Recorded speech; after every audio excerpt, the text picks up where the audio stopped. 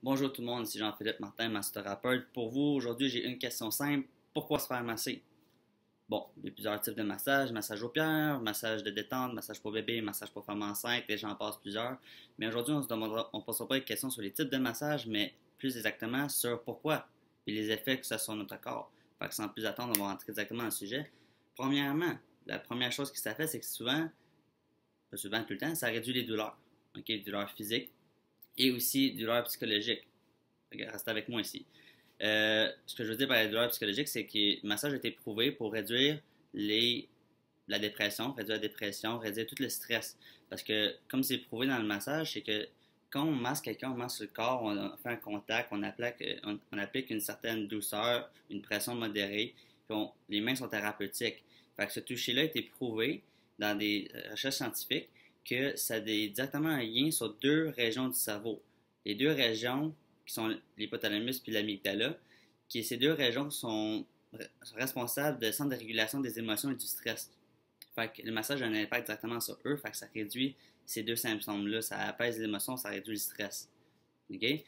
Après ça, ça augmente les fonctions immunitaires. Fait que surtout pour les enfants, pour les personnes plus âgées, les personnes qui tombent souvent malades, le massage, ça peut être très bon pour ça. Après ça, c'est aussi au niveau du corps, au niveau des neurotransmetteurs du système nerveux. Quand on se fait masser, ça augmente le niveau de sérotonine dans le corps. Le niveau de sérotonine qui est le neurotransmetteur, simplement dit, qui est l'antidouleur du corps. Fait que lorsqu'on se fait masser, le corps sécrète plus, fait que ça réduit nos douleurs. Souvent, la douleur est encore là, mais au bout de quelques jours, après le massage, 24 à 48 heures, mais la douleur va finir par s'estomper, elle va finir par partir. Sauf que d'ici là, les neurotransmetteurs sérotonine sont là pour faire la job, pour calmer la douleur. Fait que la personne, elle sent moins la douleur. Fait que ça, c'est juste quelques effets du massage. Il faut comprendre aussi que le massage, c'est pas une fois qu'on y va puis tous nos problèmes sont réglés. C'est comme plusieurs affaires. C'est comme votre séance de psychologie, séance d'acupuncture ou d'autres traitements. C'est que c'est régulier. Puis souvent, c'est qu'on parle d'une fois par mois, une fois de 2 semaines, une fois 3 semaines, tout dépendant de vos besoins.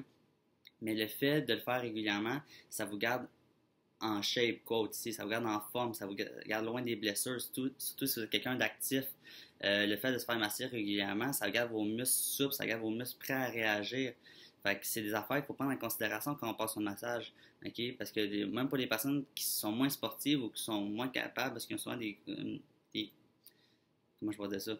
Ils ont souvent des conditions plus particulières comme la fibromyalgie, l'arthrite rhumatoïde, d'autres affaires dans cette catégorie-là. Fait que c'est important de garder en considération que le massage c'est pour plein d'autres affaires que juste une douleur au genou, juste une douleur au coude ou au cou. Ou juste pour la détente. C'est physiologiquement important. OK? Fait que pour les personnes qui le font déjà, continuez, bravo, je vous félicite. Pour ceux qui ne le font pas, allez voir votre massothérapeute, allez voir quelqu'un d'autre, mais pensez à vous faire entretenir comme ça, toutes vos articulations, vos muscles, vos mouvements, la santé de vos tissus conjonctifs, tout ensemble, vont rester en forme, vont rester vascularisés. Puis au fil du temps que vous allez vieillir, vous n'allez pas avoir l'impression que vous vieillissez. OK, à part l'apparence, là, votre corps va rester jeune, puis le fait qu'il reste jeune va vous permettre de faire vos affaires que vous voulez pendant plus longtemps. Vous êtes un joueur de hockey, vous êtes capable de jouer au hockey plus longtemps. Un joueur de baseball, un joueur de golf, peu importe. Puis sachez ça aussi, il n'est jamais trop tard pour commencer à se faire masser. OK, ça c'est bon pour tout le monde, bon pour tous les âges. Fait que du moment qu'on commence, c'est bien de continuer. Puis à partir de là, vous allez à vos besoins. Mais moi, je pense que c'est important, pas juste d'un point de vue massothérapeute. Avant même que je le sois, je pensais que c'était important aussi.